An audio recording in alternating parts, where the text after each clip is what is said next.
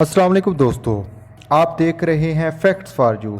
दोस्तों, क्या कभी आपके दिमाग में भी ये सवाल आया है कि करेंसी नोट जिन्हें हम रोज़मर्रा ज़िंदगी के अंदर लेन देन के लिए इस्तेमाल करते हैं सिर्फ कागज़ के टुकड़े ही तो हैं, फिर इनकी इस कदर वैल्यू किस वजह से है?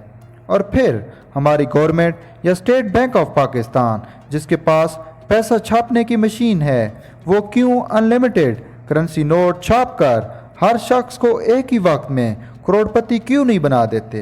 जिससे क्या ही अच्छा हो कि हर किसी के पास अनलिमिटेड पैसा आ जाए और पूरे मुल्क से गुर्बत बिल्कुल ख़त्म हो जाए।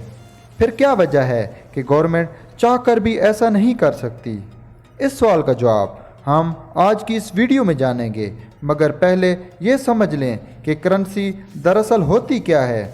क्या ऐसी चीज़ है जो कागज़ के टुकड़े को इस कदर वैल्यू देती है? दोस्तों, इंसान इब्तदा में लेन देन के लिए बार्टर सिस्टम यानी चीज़ों के बदले चीज़ें देकर तिजारत किया करता था। मिसाल के तौर पर अगर किसी शख्स के पास कुछ गंदम है और वो एक फ़िक्स मिकदार के अंदर चावलों के बदले में अपनी गंदम चावलों वाले शख्स को बेच रहा है, मगर यह तरीका इतना रिलायबल नहीं था। चीज़ों की वैल्यू तय करने के लिए इंसान ने गोल्ड यानी सोने को एक स्टैंडर्ड बनाया जो कि एक कीमती धात है। इसने सोने के सिक्कों को उसकी वैल्यू के हिसाब से लेन देन के लिए इस्तेमाल किया, लेकिन फिर करेंसी नोटों का दौर आया और बैंकिंग सिस्टम का आगाज़ हुआ। बैंकों ने लोगों को कहा कि आप अपने पास मौजूद तमाम गोल्ड हमारे पास बतौर ज़मानत रखवाएं और सोने की मालियत के बदले हम आपको एक ऐसा नोट या कागज़ का टुकड़ा देंगे जो हमारी गारंटी से जारी होगा और आप इसको लेन देन के लिए सिक्कों की तरह करेंसी के तौर पर इस्तेमाल कर सकेंगे। इसलिए आज भी करेंसी नोटों पर लिखा होता है कि हुकूमत पाकिस्तान की ज़मानत से जारी हुआ, और हुकूमत पाकिस्तान इन नोटों की गारंटी स्टेट बैंक के थ्रू देती है जो कि पाकिस्तान का सेंट्रल बैंक है, और पूरे पाकिस्तान के बैंक इसी की पॉलिसीज़ को फॉलो करते हैं। यानी स्टेट बैंक जो भी नोट छाप रही है इसके बदले में इसके पास इसी मालियत का रिज़र्व गोल्ड मौजूद है, और वो हर एक ऐसे शख्स को ये गोल्ड देने की पाबंद है जिसके पास स्टेट बैंक की ज़मानत से जारी करदा कोई भी नोट मौजूद है। पाकिस्तान के अंदर सेंट्रल बैंक स्टेट बैंक है, जबकि पूरी दुनिया के ममालिक के अंदर सेंट्रल बैंक किसी भी और नाम से हो सकता है जो कि नोटों को उनकी वैल्यू के हिसाब से छापता है और गारंटी देता है, जिसकी वजह से इस नोट की वैल्यू बनती है। लेकिन आज के दौर के अंदर ये कॉन्सेप्ट आहिस्ता आहिस्ता ख़त्म हो चुका है। यानी अब जो भी गवर्नमेंट चाहे जितना चाहे अपनी ज़रूरत के मुताबिक करेंसी नोट तो छाप सकती है। यानी आज दुनिया की हर गवर्नमेंट आज़ाद है कि वो जितना भी चाहे पैसा बिना रिज़र्व के यानी बिना गोल्ड के छाप सकती है और इस पैसे की गारंटी दे सकती है। तो फिर सवाल ये है कि गवर्नमेंट ऐसा क्यों नहीं करती? दोस्तों, इसकी बहुत सारी वजूहात हैं जिन्हें समझने से पहले मैं आपको ज़िम्बाब्वे की मिसाल देता हूँ। साल 2002 के अंदर ज़िम्बाब्वे के सदर गैबी ने यह सोचा कि हमारे मुल्क पर कर्ज़ा बहुत ज़्यादा बढ़ चुका है, जिसे चुकाने के लिए हमारे पास पैसा भी नहीं है। गवर्नमेंट चलाने के लिए और लोगों पर ख़र्च करने के लिए हमारे पास पैसा बिल्कुल नहीं है। हाँ, लेकिन हमारे पास पैसा छापने वाली मशीन ज़रूर है, तो क्यों ना हम जितना चाहे जब चाहे पैसा छाप कर हर शख्स को अमीर बना दें और अपना कर्ज़ा भी उतार दें और हमारे पूरे मुल्क में गुर्बत को ख़त्म कर दें। लिहाजा ऐसा ही किया गया और अनलिमिटेड नोट छापना शुरू कर दिए। 2008 तक इस मुल्क ने इतने नोट छाप लिए कि हर शख्स अरबपति बन गया। हर शख्स के पास पैसा था, लिहाजा इतना पैसा होने के बाद कोई भी शख्स काम नहीं करना चाहता था, जो कि ऑब्वियस सी बात है कि अगर आज घर बैठे हर शख्स के पास अरबों रुपए आ जाएं तो कौन भला फैक्ट्रियों में दिन भर थका देने वाली जॉब, सरकारी नौकरी या बिज़नेस करने का सोचेगा। तो इससे हुआ ये कि मुल्क के अंदर प्रोडक्शन कम होने लगी। जो चीज़ें पहले से मुल्क के अंदर मौजूद थीं उनके रेट हर 24 घंटे के अंदर डबल होने लगे, क्योंकि चीज़ें कम थीं और ख़रीदार ज़्यादा थे और हर शख्स के पास इस चीज़ को ख़रीदने के लिए पैसा था, यानी कि चीज़ों की डिमांड ज़्यादा थी और सप्लाई कम, जिससे कीमतें मुसलसल बढ़ने लगीं। ये कीमतें इस कदर बढ़ गईं कि गवर्नमेंट को 10 लाख हत्ता के 100 ट्रिलियन के नोट को छापना पड़ा। एक ब्रेड लेने के लिए लोग गाड़ी भर कर पैसा लेकर जाते और 10 लाख या कई मिलियन के अंदर एक ब्रेड खाने के लिए इस मुल्क में फ़रोख्त होने लगी। ज़िम्बाब्वे की करेंसी की वैल्यू बिल्कुल गिर गई और आमतौर पर महंगाई की शरह यानी इन्फ्लेशन, जो कि 3% के अंदर रहनी चाहिए, ज़िम्बाब्वे के अंदर इसकी वैल्यू 6.56 ट्रिलियन गुना तक बढ़ गई थी।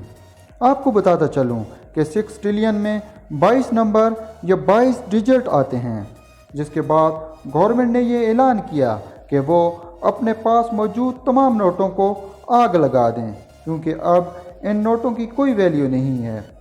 और इसके बाद इस मुल्क ने फॉरेन करेंसी नोट, यूरो और डॉलर का इस्तेमाल किया और आज तक इस मुल्क में ये करेंसी नोट इस्तेमाल हो रहा है। सो आपने देखा कि सिर्फ पैसा छाप कर लोगों को अमीर बना देना गुर्बत ख़त्म करने का हल नहीं है। इससे उल्टा महंगाई या इन्फ्लेशन बढ़ने लगती है, क्योंकि हर शख्स के पास दौलत आ जाती है और रिसोर्सेज कम होने लगते हैं। फ़र्ज़ करें एक मुल्क के अंदर 10 लोगों के पास 10 रुपए हैं, यानी कि टोटल इस मुल्क के लोगों के पास 100 रुपए हैं। सिर्फ 100 रुपए के नोट इस मुल्क के अंदर गर्दिश कर रहे हैं। इस मुल्क के अंदर अगर कोई शख्स कुछ बेचना चाहता है तो वो सिर्फ 100 रुपए तक ही बेच सकता है, क्योंकि इस मुल्क के पास रिसोर्सेज सिर्फ 100 रुपए तक मौजूद हैं। अगर वो इससे ज़्यादा नोट छापेगा तो इसका मतलब ये है इस गाड़ी की या इस चीज़ की कीमत भी बढ़ जाएगी। इस एक मिसाल से ऐसे समझ लें कि फ़र्ज़ करें कि गवर्नमेंट 100 रुपए के नोट के बाद 1000 रुपए के नोट को मज़ीद छाप देती है। अब इस गाड़ी की कीमत, जो कि पहले 100 रुपए थी, अब गाड़ी की कीमत 1100 रुपए हो जाएगी, यानी कि महंगाई भी इसी हिसाब से बढ़ेगी जितना लोगों के पास पैसा होगा। आज हमारा मुल्क पाकिस्तान मुसलसल करेंसी डिवेल्यूशन का शिकार है। रुपए की कदर मुसलसल कम हो रही है। इसकी बहुत सारी वजूहात हैं। इसकी सबसे बड़ी वजह करप्शन, यानी मुल्क का पैसा लूट कर बाहर ले जाना, गैर ज़रूरी प्रोजेक्ट्स पर कर्ज़ा लेकर पैसा लगाना और फिर इन कर्ज़ों के साथ उसका सूद भी अदा करना, जिससे होता यह है कि पाकिस्तानी पैसा मुल्क से बाहर जाता है। सो गवर्नमेंट को अपने अखराजात पूरे करने के लिए मज़ीद नोट छापना पड़ते हैं और इसी से हमारे करेंसी की वैल्यू कम होती है। इसके अलावा हमारे मुल्क के अंदर टैक्स नेट ज़्यादा फ़ाल नहीं है। ज़्यादातर लोग जिन पर टैक्स लगता है वो टैक्स देते नहीं हैं। इसके अलावा पॉलिटिकल इंस्टेबिलिटी, एनर्जी क्राइसिस, जिससे ज़्यादातर इंडस्ट्री तंग आकर बाहर शिफ्ट हो रही है, जिससे एक्सपोर्ट का कम होना, यानी कि ऐसी चीज़ें जिन्हें हमारा मुल्क प्रोड्यूस करके बाहर के मुल्कों को भेज सकता है और बाहर का पैसा हमारे मुल्क में ला सकता है, इस पर कोई तवज्जो ना देना। इसके अलावा पूरी दुनिया की तरफ से लगाई गई कोई ऐसी पाबंदी जिसकी वजह से बाहर मुल्क की कंपनियां किसी भी मुल्क के अंदर अपना पैसा इन्वेस्ट ना करे। इसकी वजह से इस मुल्क के नोट की वैल्यू कम होती है और यही सेम हाल हमारे मुल्क पाकिस्तान के साथ भी है। गवर्नमेंट अपने कर्ज़े उतारने, अपने खर्चे पूरे करने के लिए मुसलसल करेंसी नोट छाप रही है, जिससे रुपए की कदर मुसलसल कम हो रही है। दोस्तों, इसके अलावा सोचने की बात यह है कि हम लोग क्यों दिन रात मेहनत करते हैं, सिर्फ इसलिए ताकि पैसे कमा सकें, इससे चीज़ें खरीद सकें।